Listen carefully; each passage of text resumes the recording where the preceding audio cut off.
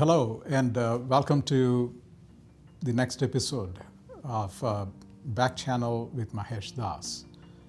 In this episode, I've had the pleasure of speaking with legendary architect, urbanist, thinker, writer, and a great friend of the Boston Architectural College, an honorary alumnus of our college, Moshe Safdie.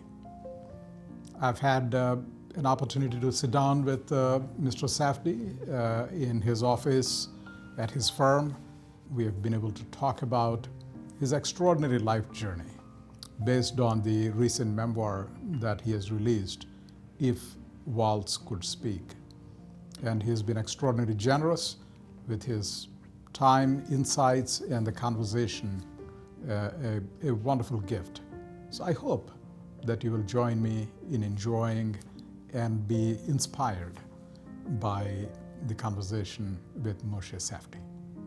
A fellow who was kind of a calligrapher who wrote this too, which is my poem in his calligraphy. Yeah, that poem is in your book. Yeah. Yeah. And he made nice calligraphy out of it, I thought. It's beautiful. Absolutely. That's Frank Gehry, myself, Richard Werman, and Vignoli. So we were all given some award at some point, and somebody got that picture. Oh, yeah.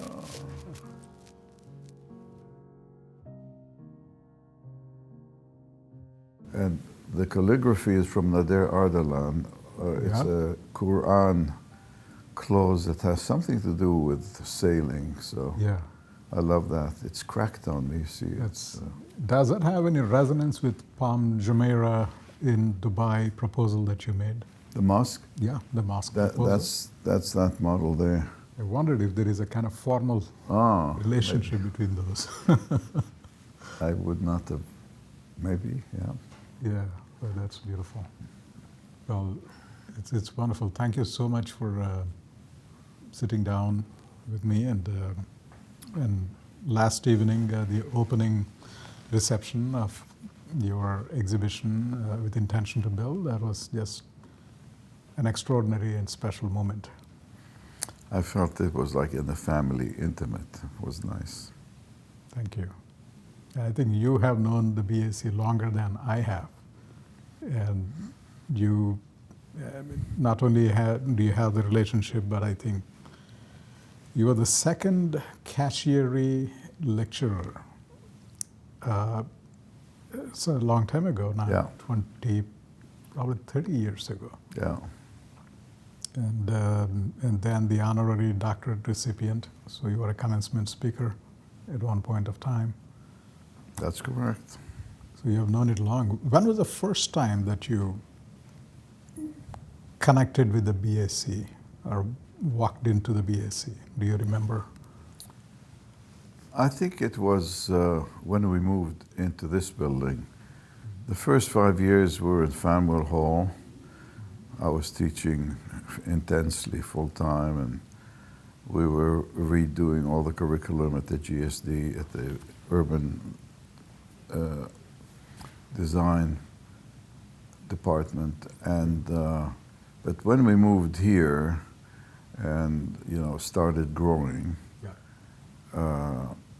people showed up from the BAC, and they were, we have a kind of an interesting story, because we had two people who came and said, oh, we'll work as receptionists, and went on from doing that to working on architectural tasks, went on to take a leave of absence and studied architecture, came back, and in a couple of cases they became quite senior and left to be major players in other firms. So, a whole career path that started at the reception desk and ended up being responsible professionals. So I think this is a good place for growth there. And I think we've come to a point, and it didn't happen in one day, and it took a lot of work, where there is a lot of mentoring all across the board at every level in the office. Yeah.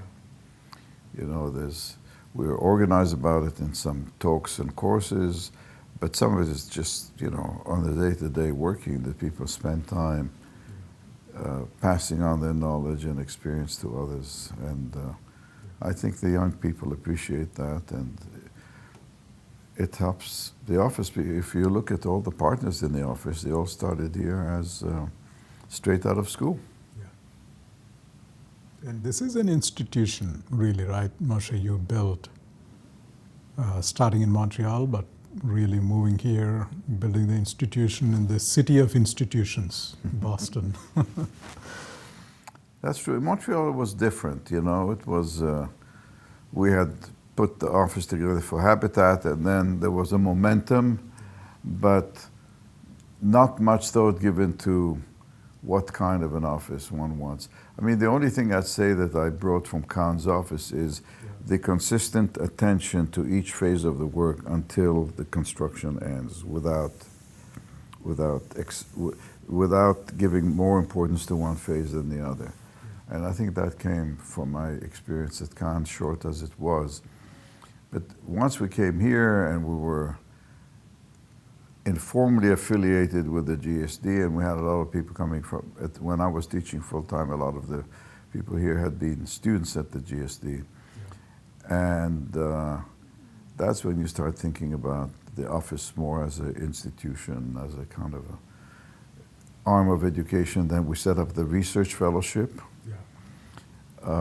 We had a whole series of years we advertised and got some fellows, and we worked on the mobility on demand and habitat of the future and the evolution of high-rise buildings. And so these were a series of very interesting years, and there was always an offshoot of byproducts of each of those. Yeah, it's interesting. In terms of the practice. Absolutely. I mean, of course, we believe that we educate students in the broad context of the world and of the professional settings as well as the academic settings. So I think that it absolutely makes sense that there is that connection, forming a rhizome between these two worlds. And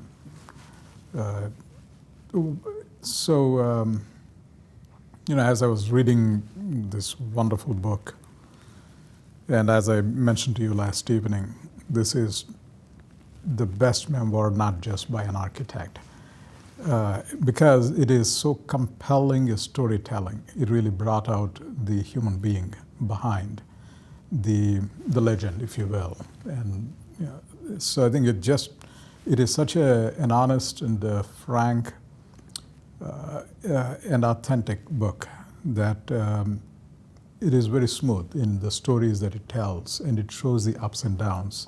It captures the emotional highs and lows. And most importantly, I think it shows the hard but necessary work that an architect needs to do. That it is not just, things don't just magically appear, and that there are stories behind it, there are people behind it, and there are friendships formed and hearts broken, and all the above. So, I mean, and that's why I say this is such a compelling story.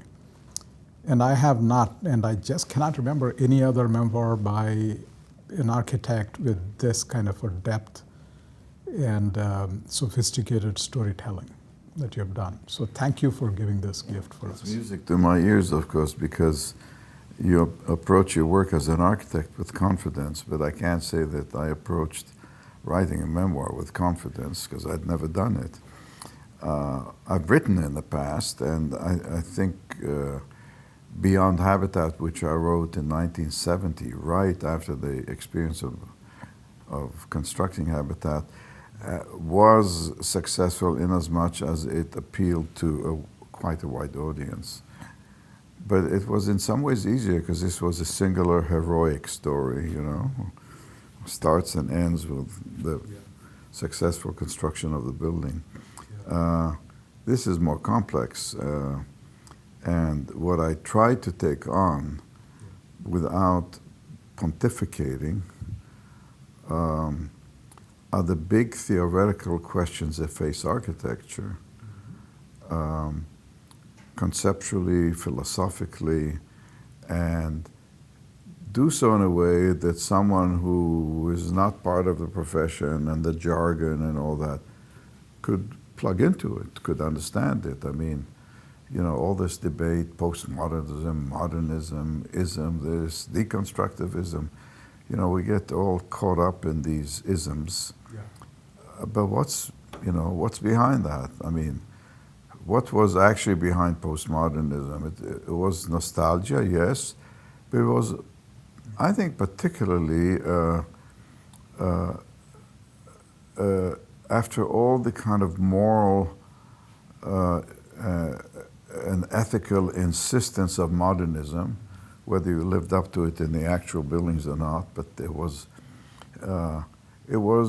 a permissive movement. It just became, the profession became permissive, a little naughty, irresponsible. And, you know, now we look back, it seems we understand it. But then, to me, what was not so clear until I wrote this is that much that followed was conditioned and premised by that moment of the postmodern kind of obsession, because the very sculptural schools and deconstructivism and all that were still fundamentally permissive. Yeah. And this question of permissiveness in architecture is something I came to understand through the writing of this. But then how do you communicate that? So your words are very comforting. Yeah, no, absolutely. Thank you. And if I could talk about particularly, I would say I was really captivated by your recollections and descriptions of your childhood. And I thought, and I'm pretty sure you have reflected upon and long made, and there are some connections that you have made in there directly to your experiences growing up and how it informed your work or inspired or shaped your work. And I thought there are a couple of themes that I wanted to speak with you and see how they resonate with you. So the first thing is, I mean, the last year when we spoke in your office, you were thinking about titling the book. And obviously I did not read anything at that point of time. And this is, of course, a very apt title, If Walls Could Speak. Publishers, not mine. Oh, really? Okay. What are the titles that you thought? I was thinking first simply building a life. Okay. Like Yes. ambiguous, building a life. Yes. I thought was more pompous, let there be light. Let there be light. Yes. That's so central to my work, light. Yes. The publisher initially suggested if walls could talk. And I thought that sounds gossipy. And then said, what about speak? And I said, well, let me think about it. But then it was Michael Gerke of Pentagram who designed the book, who had that photograph that he took at Singapore in one of our meetings. And when he came with a cover plus the picture design, that sold it to me because that changed it. That's not gossip. That's at least looks serious. So, but it's the publisher's title. Titles are tough. What other titles did we have? Let There Be Light. There was a variety of titles that used the word garden, but I'd done that before, so. But I think that's a good one. Yes, it came it out is. okay. It's a good one and goes, as you said, with a photograph as well. It's a very candid photograph, engaging, and it's a conversation.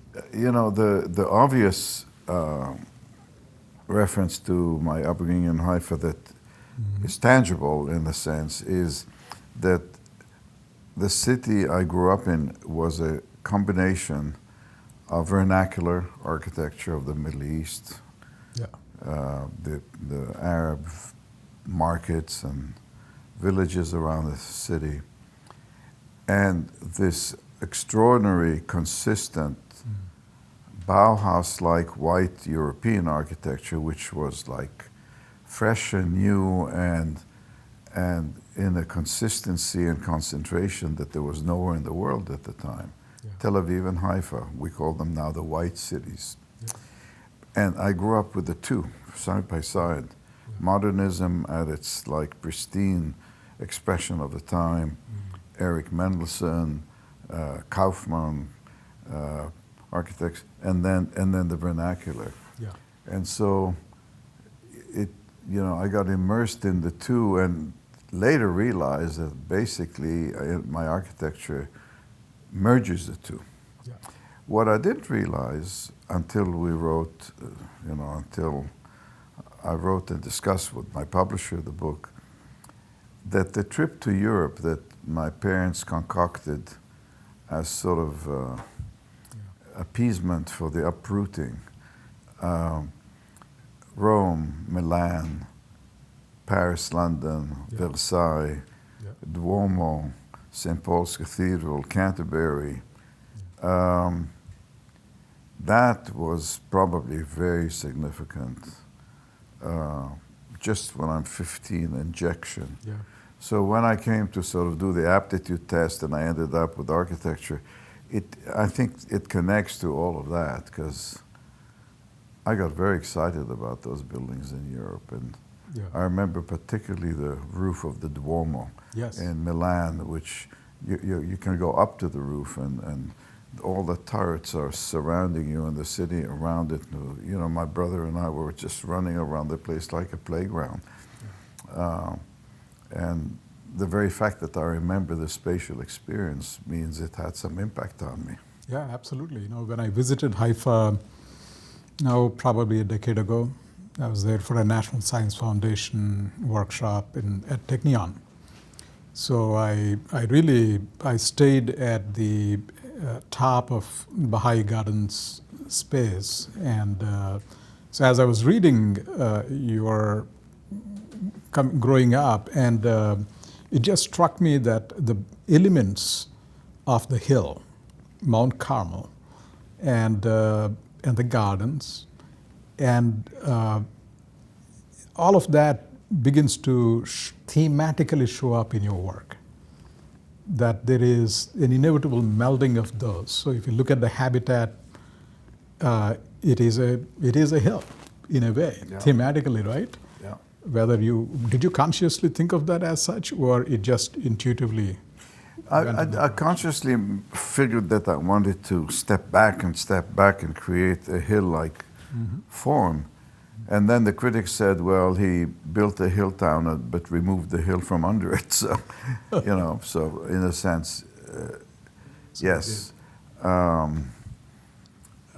So I think that definitely connects. Yeah. The Baha'i Gardens were very significant. I mean, even as a child, I remember how excited I became about the landscape and this is nature harnessed. Yes.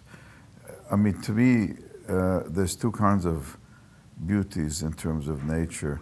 There's nature uninterfered with, and some of the most beautiful things you see and experience is agriculture. The rice terraces in Southeast Asia, or tea plantations, or even a wheat field. The extraordinary beauty. Yeah. And then there is the gardens, and the gardens again, humanly rearranged nature. But in the Baha'i Gardens, the breaking up little bricks to have red gravel and the gold bronze with gilded peacock. And all the plants and amazing kind of flowers. That was very, very exciting. I think my inability to think about architecture independently of landscape, I literally think about them as sort of a singularity, is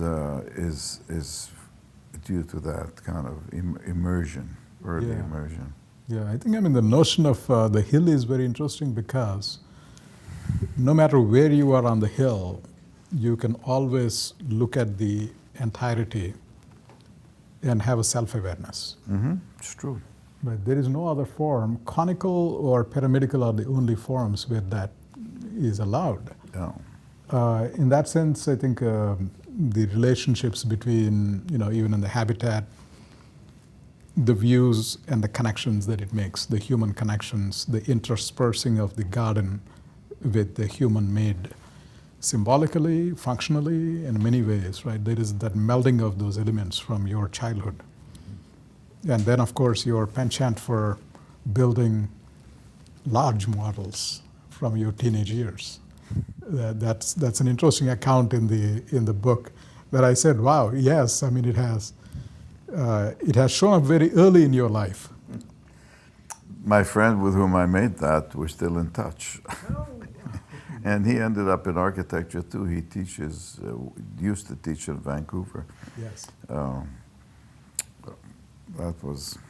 Do you have any photographs, or those would be rare in those days, of course? The one sad thing is, today with the iPhone and all that, we have hundreds of pictures of our grandchildren at every moment of the day. And, I have about 3 or 4 pictures of my childhood before the age of 5. That's it. Photographer came from the studio, took a couple of pictures. I don't think my parents had a camera at home. Eventually I got mine, but I lost a lot of my negatives in a fire in my house in Montreal in the 70s, so lost a lot of that stuff. But yeah, you talk about that. What's interesting also is, you described yourself in the book as a misfit in the school. When you were a teenager, you were creating all kinds of trouble, and you're challenging the establishment, right? In that sense, the sense of rebellion was there. It gave a lot of agony to my parents because I kept being called into school for my misbehavior. I think part of it was we were so in with the youth movement and our friends that we had such an independent life, independent of our families, so early at life. I described somewhere where at age 10, I remember explicitly going down to City Hall, downtown, on our own to hear the Declaration of Independence. Now, think of your kids in Boston, you live in Cambridge, they go down to City Hall, there's thousands of people there, alone, age 9 or 10. It's inconceivable, but that was the way we lived in our cities. We had an independence and we had a security, a sense of security. In spite of the fact that these were times of war and shooting and all that, we felt secure and went everywhere on our own, used buses and bicycles at 11 and 12 as young teenagers. So. There's a sense of occupying the territory, the world, in a different way in those days. Yeah, and hikes into the countryside, that was part of our education. We would go to the Galilee and to the Crusader forts. Another theme, Moshe, that I thought was significant is the hero's journey, what Joseph Campbell talks about. I thought it was significant, not an exaggeration indeed. After I read the entire story, it clearly showed up that the experience of growing up in Haifa, and yet you already had, your family had trade relationships, and your family was also distributed. The extended family was distributed in India, in South America, in Canada and Europe, and elsewhere perhaps. Right? In that sense, it is it's a textile business, right? And so there is a kind of a weaving of these threads all over the world. And I thought that was interesting that connects with your global presence. Never thought of that. That's very interesting. For sure, Jewish Aleppo community kind of burst out, and as traders traveled, and having uncles and aunts in so many different places, and having so many uncles and aunts to start with.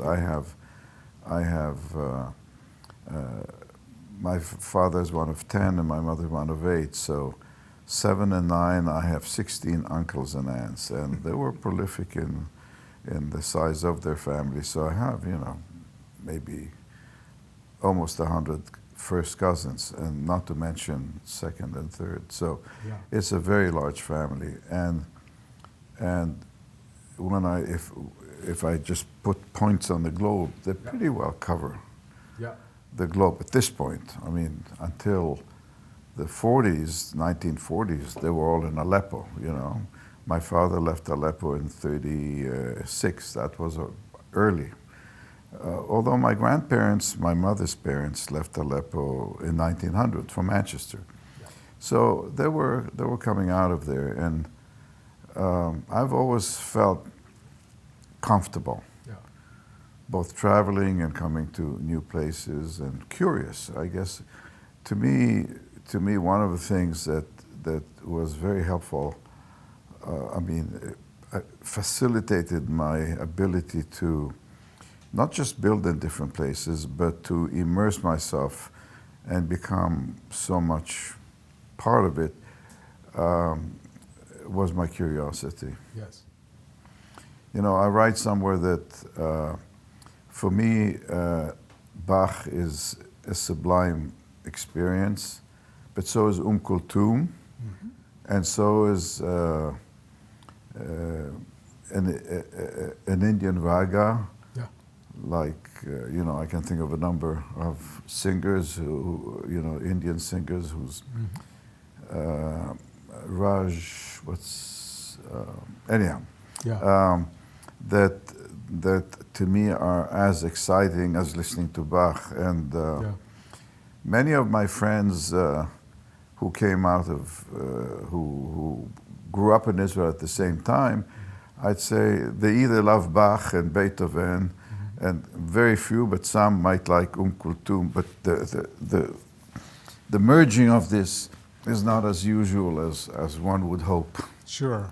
Yeah. It's interesting. Another theme of the hero's journey is that you had a world of friends and life in Haifa, and then suddenly you were pulled out of it. Right. And not to return for a long time later. What is it, 19 years or something like that you were able? Yes. But you went to Europe, it's almost kind of foreshadowing of what might come. And then you go to Canada, and there is a whole, I cannot imagine moving as a teenager to a new country, right? What was that experience like? Well, the first experience was one of terrible shock. And it was also amplified by the physical circumstances. I left Israel, and I land in Canada in March. And March is still winter in Montreal, but it's that part of winter that's unattractive, because it's the melting. Everything is melting and is filthy, and it's cold and gray, and it rains a lot. And we land there and go to this hotel, and then rent an apartment after a few days, and it's brick. Yeah. I never saw brick. I saw in our travels in London brick, but a brick city, dark, gray, snow melting. So it was real shock. There were, at some point I got very busy learning the language, improving my English, but without all my friends, I have time, and so I start being studious, and I have a couple of good teachers, which is amazing that it would be in a public high school in Montreal that I would encounter what I would say my first inspiring teachers. And I went to an elite school in Israel, and I'm sure it had many but somehow either I was not receptive or they were not inspiring enough. I can't tell which. But it was the school, reality school, the school. And in Westmount High, which later on I discovered was where Harris went, the vice president, where Leonard Cohen went. Kamala Harris, you mean, yes. Kamala Harris, yes. One of them in English literature, with whom we studied the book of Job and Julius Caesar, and another one in the sciences, physics and chemistry, which I really fell in love with, and could have easily ended up in the sciences. I was very good at math and easily could have ended up there, and I probably would have had a very satisfying life there as well. But yeah, I guess in some sense, your stay in Montreal was a very large incubation of things to come, but not necessarily the base from where you would spend a large amount of your life. Yeah. Right? I mean, you were then. Although the years I spent there going to school, going to architecture, doing habitat were intense. They were good years. And I am really forever indebted to Canada. I still feel that Canada as a country was welcoming. Yeah. Prime Minister Trudeau and both Trudeaus, I suppose. Yeah. It's true, but that's already the byproduct. The fact is, when you think about Expo and you think about, there I am with some talent as a recent graduate, getting all this responsibility and support, and when you see the tapes of my interviews on TV, I'm still speaking with an accent. I mean. Yeah. It speaks for the country. Yeah, it really launched you. It provided. But it also speaks of the country's openness and optimism at the time. Yeah. It's interesting that so that was a very intense time of education, application, trying things out with enthusiasm and exuberance that comes with that stage of life and career. Then you were at Lou Khan's office for a while, and then you came back, right? And then you also traveled quite a bit in the U.S., the housing studies. Fellowship. That was an amazing experience. And again, that was a government scholarship, central government, that had a housing agency, Central Housing and Mortgage Corporation, who establishes for one student from every school to go study housing, and we traveled together. So, and a very well curated trip by a faculty member from Toronto. And you just go and look at how people are living in public housing in Chicago and Philadelphia, and then you go to the suburbs, you go suburb after suburb. It was an amazing, and for me, the first extensive travel through North America. I mean, we got all the way to the West Coast. We covered the territory: Chicago, Philly, New York. There is that string of housing throughout your work, starting with that and the habitat and all of this. What is your sense of the ideas and observations from that time? We're talking about 50 plus years ago to now. I think what happened, I was going to do the Knesset for my thesis. Yes. Monumental building, on top of the hill. And then I go on that trip, and the trip was transformative because all of a sudden you realize, first of all, housing, the workspace, but particularly housing, makes up the fabric of the city. Mm-hmm.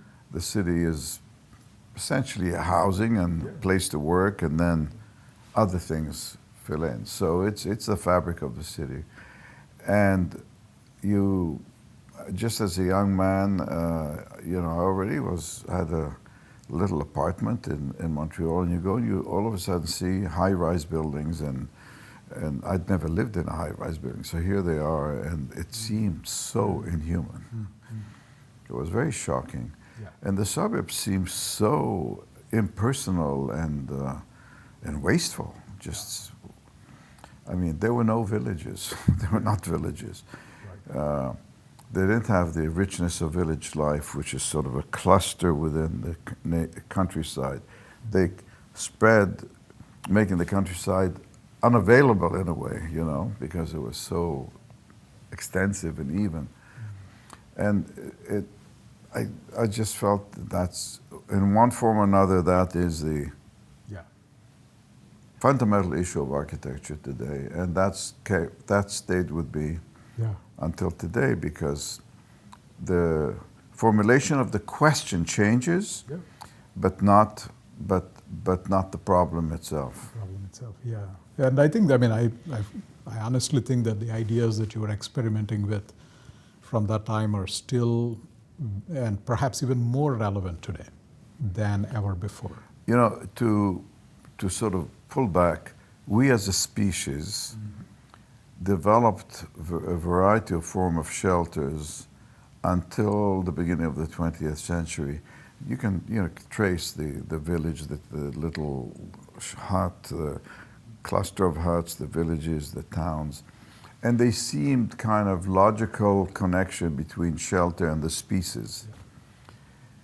And in the modern era, with the automobile and the densities we're talking about, whatever we've developed seems so inappropriate for a species. I mean, if I think of a city with all these towers and elevators, and I pull back and I say, all these humans are in there, we've kind of gone from, if you think of the species living in villages and little towns, and the species living in cell blocks, it's like we've gone from being, you know, roaming animals in the savannah to bees inside the hive. Right. But not by design and not by desire. So something has been, our thoughtlessness as a species is imposing on us a form of habitation and shelter that is not conducive to us as an organism. I think, as you wrote quite eloquently in many places and shown in the Habitat, even when we build at scale, a very large scale, where we are housing thousands, millions of people, we should not lose sight of the individual and the family scale. I think that was the biggest takeaway for me, was how you have strived to keep that perspective always there. That it's not a block in which there are anonymous people, unidentified. And it becomes tougher and tougher as the densities increase. So one of the things that might occur is stabilizing population and re-examining the concentrations. Because these concentrations don't make sense in terms of the way we would prefer to live. So I think I thought that was interesting, also a connection back to your childhood experience of living on a hill where there are individual houses have identity, access to all the amenities and a garden, and yet they're all part of the hill. That one whole that gives an identity. So I thought that there's a thematic resonance in that gives dignity to individual, and at the same time it builds a collective, not at the expense of the individual identity. I would buy into that. So I thought I have not seen that in virtually any other works on housing. So that's why I say it is probably even more relevant today, moving forward. So that's interesting. Another theme of the hero's journey that I thought was interesting was there have been ups and downs in your life. You have experienced extraordinary heartbreak, personally as well as professionally, and yet, as you've written very clearly, that there is always an opportunity for something else. Could you talk a little bit about how they inform those difficult moments? What were maybe a couple of difficult moments and how they informed? Oddly enough for me, sometimes difficult personal moments have occurred at the moment of professional triumph. And the most dramatic one is just as Habitat gets approved by the government, we lose our 3-month-old son. Yeah. Which was like, you're up there and all of a sudden you crash. Yeah. And there's something very sobering about that. And but at the same time, you go on, but a scar is left.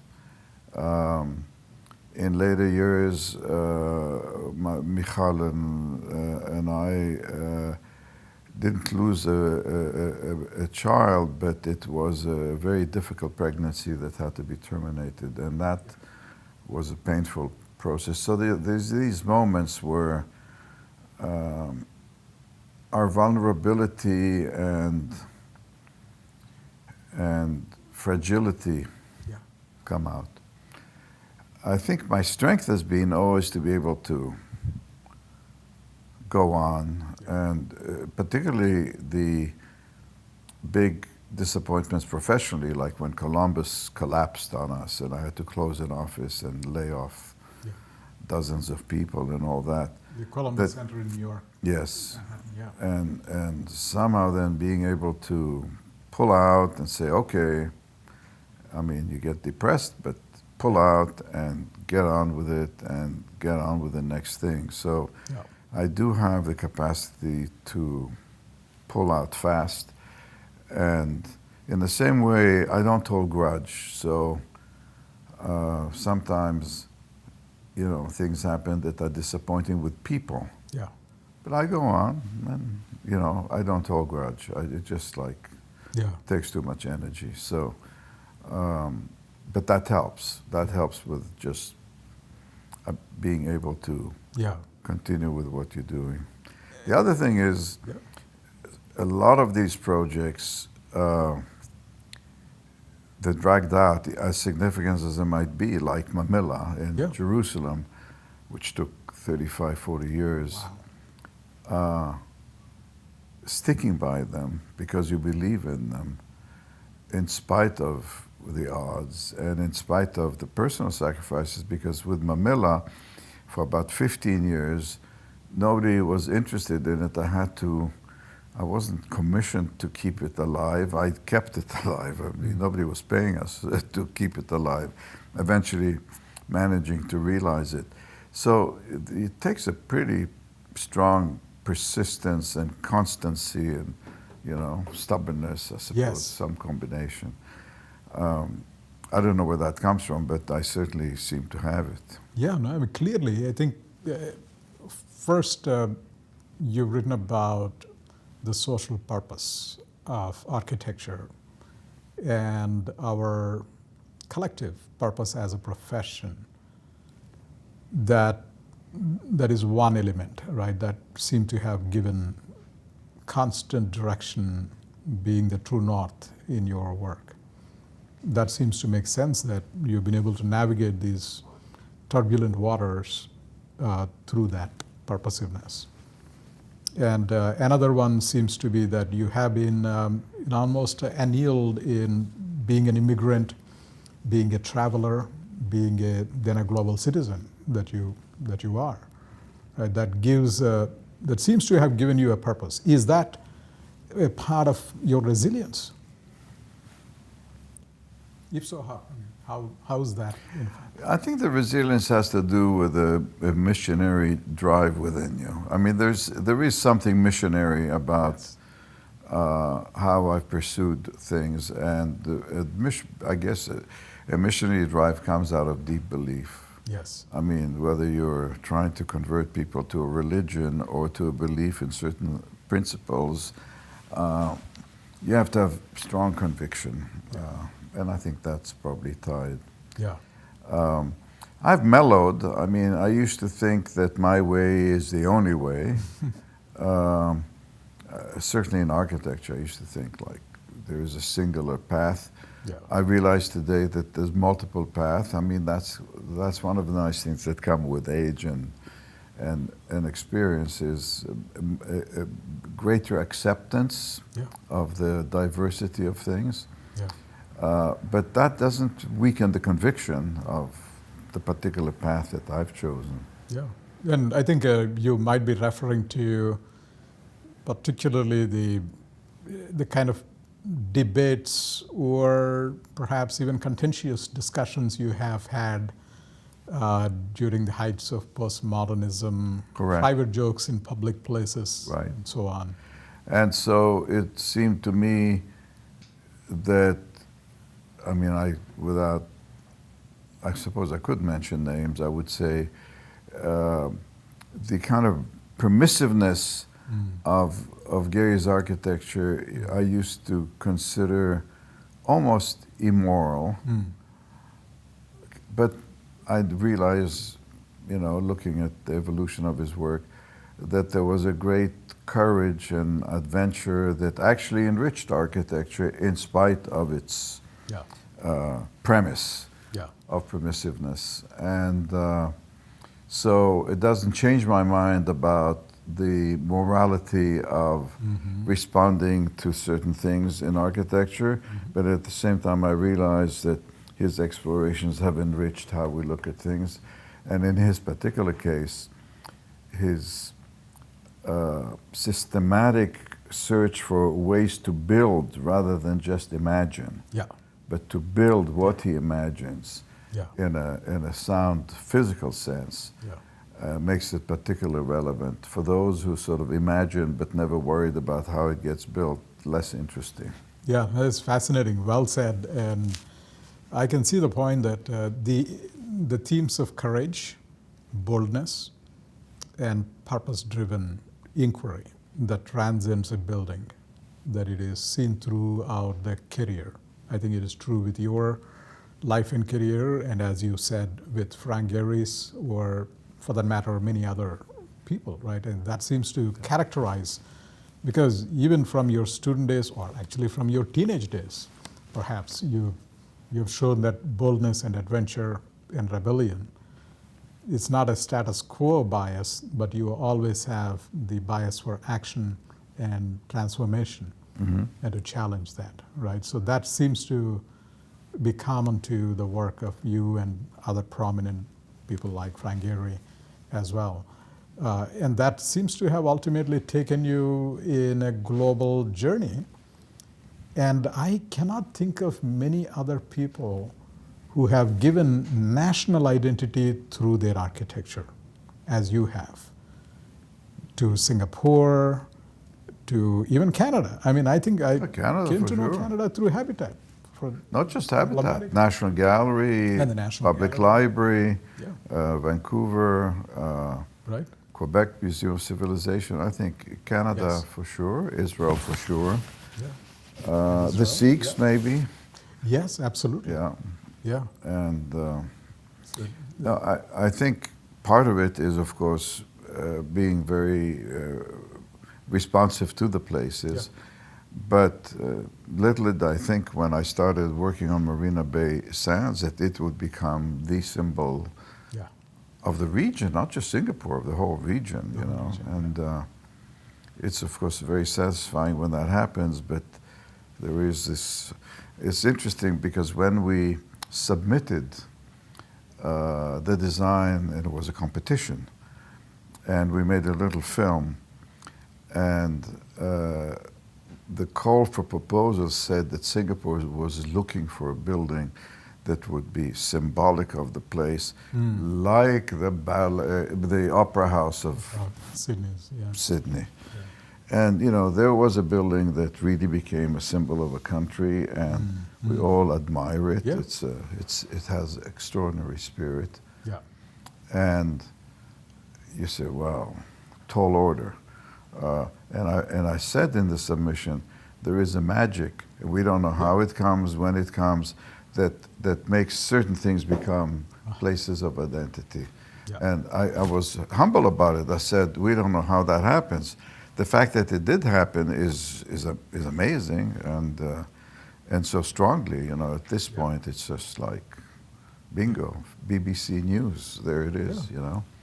Absolutely. I mean, I relate to your spirit, Moshe, from those perspectives, that a sense of rebellion and challenging the status quo are essential. That is one. And second is to have the boldness of vision. And as you said, magically things will happen. You never know, but when you are in service. I mean, in that sense, you got to keep a certain level of humility. If you aim for it overtly. Very well said. I totally agree. Shifting gears a little bit, of all the phases of your life, Moshe, if you look back, they have different flavors. Perhaps they can be phases that you have identified certain phases. Yeah, there is. Right. What has been the most joyous phase? I mean, I'd say it two ends. One joyous phase was getting Habitat built, you know, realized, and being on top of the world and celebrating the centennial of Canada in a personal way, almost, you'd say. Yeah. And so that's a high. Yeah. Then there's a period of disappointments, of not getting things built, and a period, you know, when I wrote public jokes in public places and I was teaching, and I'd say feeling completely ignored. It wasn't, I prefer to be attacked and criticized than ignored, but I was being ignored.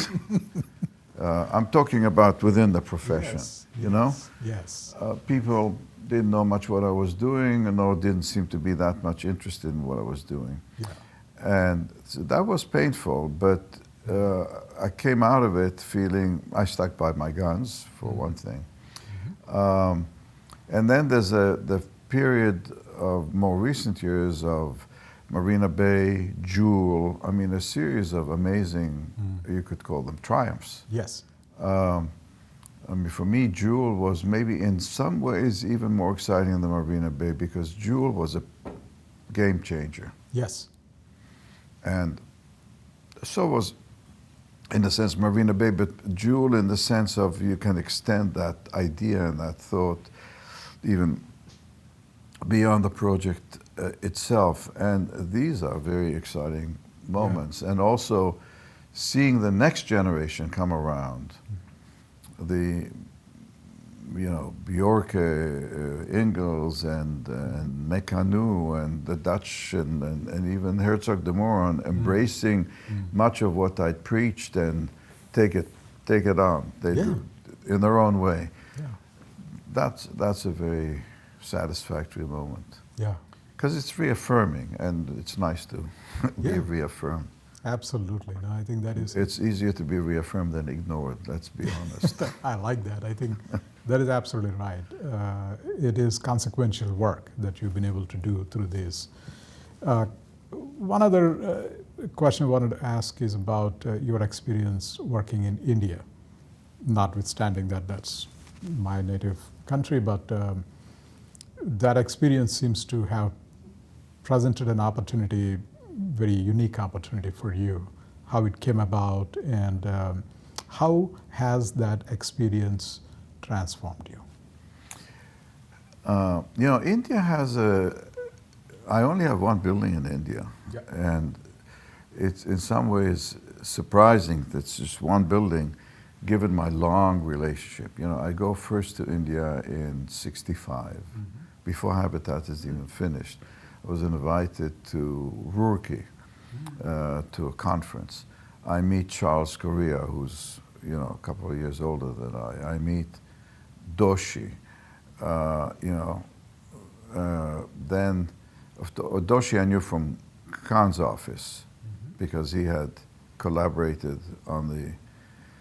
Before that, I worked on the Management Institute in Ahmedabad. I was even going to go and supervise the construction. So India, in Montreal, I have a friend when I graduated from university, who's a lecturer at McGill, who introduced me to Indian music. So India is very much part of my roots, almost, I'd say. Then I traveled the country in the 70s, and these friendships continue, and I go to the south and I go to the north. So it's kind of a country that has more than a tourist interest for me. Yeah. And then comes that moment where I'm in Jerusalem and I'm called by the foreign ministry, who are calling at the request of the chief minister of the Punjab. And he's just gone to Yad Vashem and he's deeply moved and he says, want us to build our museum. Yeah. So I was, in terms of knowledge of India, very prepared for that moment. In terms of my knowledge of the Sikh, not prepared at all. Yeah. And I knew the difference, that it's not enough, you know. I mean, there's Muslim India, there's Hindu India, there's Sikh India, and they're subtle but different, some differences. Yeah.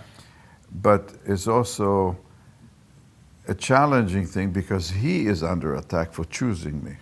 Yes. Badal. It was a bold choice by Prakash Singh. Yeah, Badal. he was sticking his neck out, and he was completely intuitive about what did he, he saw Yad Vashem, he was deeply moved, and very intuitive man, earthy man. Yes. Farmer. Yes. Real yes. farmer. Yeah. And we bond. Yeah. I mean, we really bond. Yeah. He used to bring tears to my eyes when he said, God sent us to us. God sent you to us. But that's a big responsibility. Absolutely. God sent. Yes, no pressure. Yes.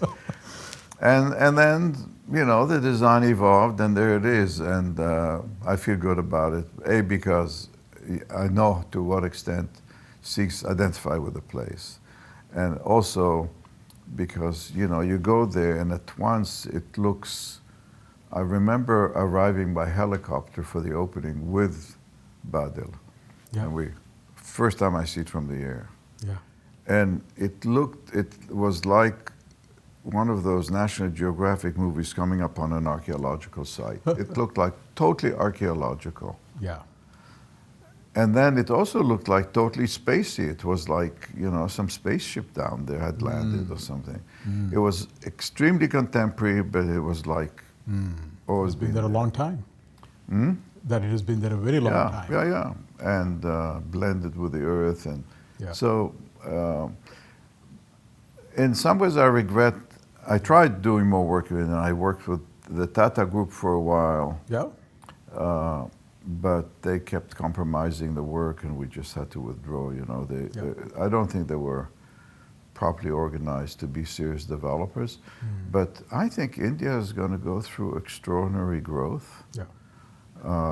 Probably too late for me to play a major part in it, but I think it's... and I hope when it does go through this, it does it better than China. Yeah. That seems to be the dynamic right now. Yeah. In terms of the trajectory. But we'll see. I think it's interesting that you're returning to Israel and playing a role in the building of the country and its identity, and similarly playing a role in different countries, right? And that has been a common theme through your work. And the notion of scale is very fascinating. I think last evening when we were chatting and you were talking about, you were able to switch scales very quickly and yet never lose the sense of scale. At what scale you were working. How do you do that? And what are things that guide you? It's an important question. I mean, I've thought about it a lot. I think I was lucky that some of my early work experiences after graduation were with Van Ginkel on urban projects, Yeah. you know, and I realized that the mindset, the discipline of urban design is not that of buildings. It's a different discipline. It's a different framework. You are, in a sense, designing not the buildings, but the space within the buildings. But in order to do that, you need to understand typology. Yeah. That is not the design of a particular building, but the design of the genre of the building, because that's what you're working with. Yeah. And it also brings you to the point where you know that sometimes you want to question a particular typology. Yeah. I mean, like typology of a point block tower, which has 8 apartments per floor and has 30 floors. That's a typology, but you realize its limits. Not only its limits as a place to live in, but its limits in making place in the city. So you think of typology as building blocks of another order. Yeah. And once that's in your head, you easily switch scales because you switch the set of considerations. You realize this is not about proportions of a facade. Yeah. This is about the scale of a building as it makes particular urban spaces. Yeah. And I think if architects, as part of their basic education, would be exposed to serious urban design considerations, it would really open up their mind about how you go from scale of house to scale of Marina Bay to the scale of a district in the city when you're designing that. Yeah. And I think that's why we have been effective in the big projects in Asia. I mean, to do the Chongqing 10 million square feet is to design a district as well as buildings. Yeah. You know, and you go from the master ideas of the district to the individual buildings. Is there anything in the design process that you do differently when you're approaching projects of different scale? Yeah, absolutely. In the sense that you begin with the relationships and not the details. It's the relationships. It's if you got 8 towers to position, it's about views, sun, exposure. It's about the relationships before you even can get into the details. And if you get caught up in the details, you start bluffing yourself because the relationships aren't right. Yeah, yeah. And speaking of relationships, I think your book, your memoir, shows the importance of relationships.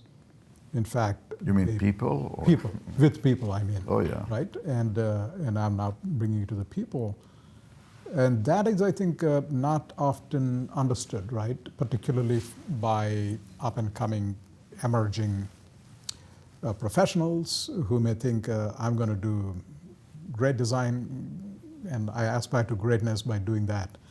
But really, what it shows is human relations are at the foundation. In fact, the image of the architect, thanks to Ayn Rand, is one who defies relationship in the Fountainhead.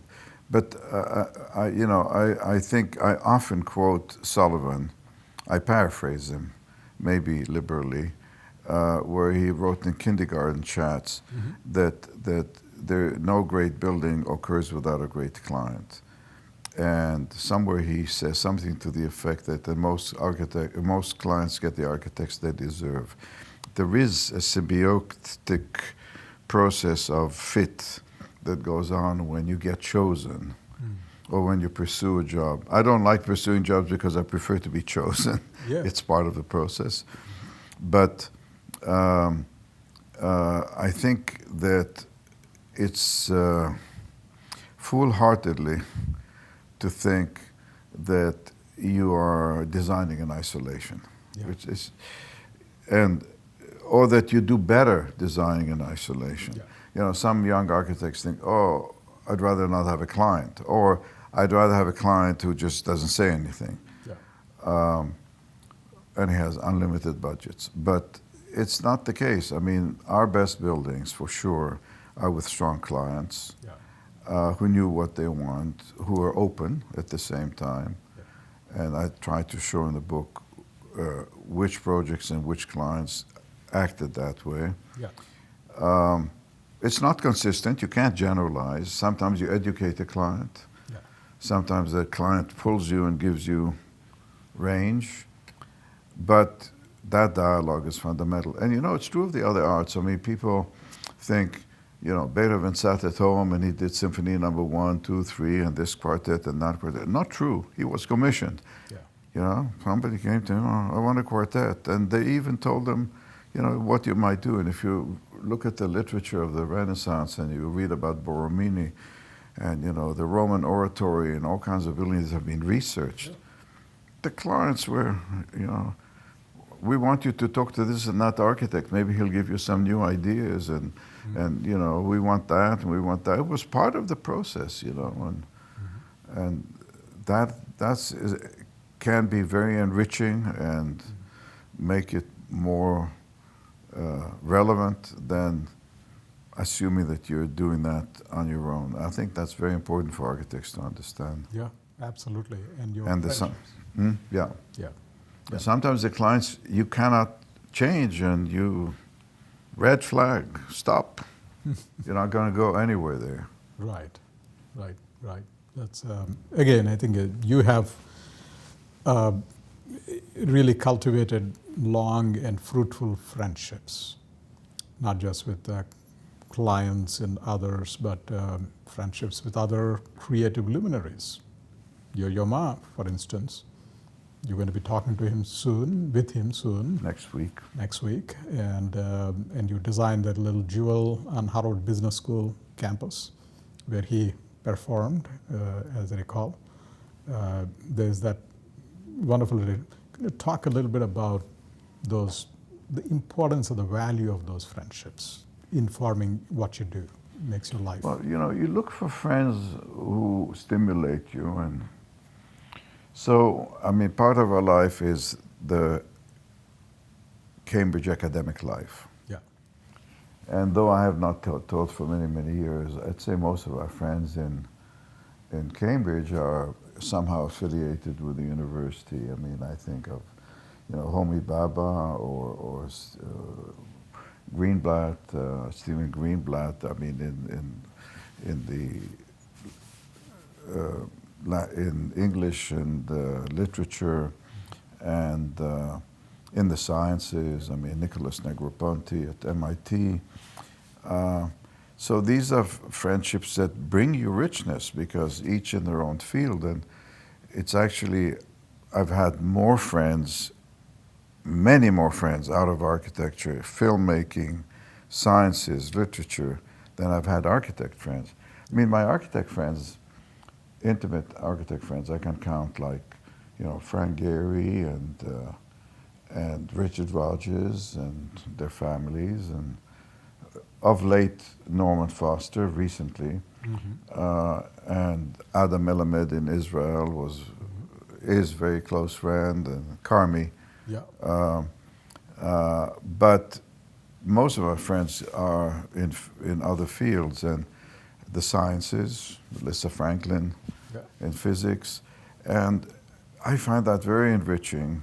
Yo-Yo, of course, and Zubin Mehta when he was in Montreal, we were very close, and you know, so these, for me, both the arts and the sciences, and I would say equally exciting. I mean, equally enriching, not exciting, equally enriching, yeah, to your understanding of the world. Yeah. These friendships are. Yeah. And people sometimes think, oh, you know, you get to a certain point, you seek famous people. It has nothing to do with it for me. Because there's a lot of famous people I've come across who don't interest me. Right. But, you know, Yo-Yo Ma, when we're together, it's just like magical what starts happening, you know. I mean, both in support. I mean, I remember when my knee was replaced, and with titanium, and I think it was my first major surgery. And Yo-Yo showed up on the third day when I was at home recouping with his cello, and played me the number 2 suite to heal it. That must have healed it promptly. And I hope that in my own way I can do the same to Yeah. my friends in reverse. So, Yeah, yeah. Well, I'd like to bring to maybe perhaps even more personal level before we wrap up and talk about, because yesterday, Michal in particular, there was that dialogue going on when a question was asked about your work-life relationship balance and the sacrifices you had to make. And there was that endearing moment when Michal, you were standing right here, Michal was up above, and I don't think you realized she was up there. no, it didn't. It's almost like the voice from above tells, it's not a sacrifice, it's a pleasure to support you. I thought that was just a spontaneous moment that really talked about the power of and the importance of such relationships. Mm-hmm. Right? Could you say a few things about Michal and how that has played a role? So, the birth of our relationship was not without its trauma because I was married. And, I felt a great deal of guilt of the idea of terminating that marriage and the impact particularly on my young children at the time. Yeah. But it also seemed inevitable. We had, from the moment we met, she was very young, she had just come out of the army, so much in common and such shared values, apart from the just powerful attraction. That was mutual enough to survive a lot of initial drama. As the years have gone by, she's evolved, and she was a social worker, and she went into photography. But I do know that she sacrificed in terms of her own, say, career endeavor over the years in order to be able to be supportive of not just me and my work, but the lifestyle that's inevitable because of it. So traveling a lot, which is distracting if it's not for your own work.